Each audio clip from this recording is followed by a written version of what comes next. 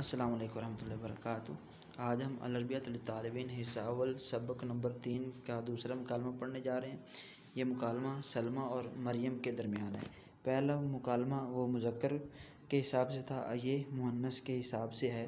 پہلے مکالمے میں جو آپس میں گفتگو کرنے والے تھے ان کی ملاقات شام کے وقت میں ہوئی تھی، اور ان کی ملاقات ہے صبح کے وقت میں، اور ایک دوسرے سے پیشہ پوچھیں گے۔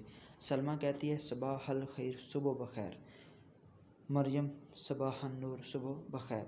سلمیٰ ما محنتکی، تمہارا پیشہ کیا ہے، تمہارا مشغلہ کیا ہے۔ ما محنتکی، یہاں پر کی ضمیر کیوں استعمال کی، یہ آپ کو بخوبی پتہ چل جانا چاہیے، کیونکہ یہ مؤنث کی ہے اور مؤنث کے لیے کی ضمیر مخاطب کے لیے بولی جاتی ہے۔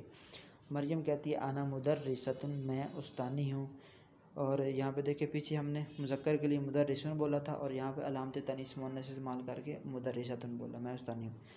مریم کہتی ہے وما محنتکی، اور تمہارا پیشہ کیا ہے۔ سلمیٰ کہتی ہے انا طالبۃ، میں تو طالب علم ہوں، یعنی میں تو بھی پڑھتی ہوں۔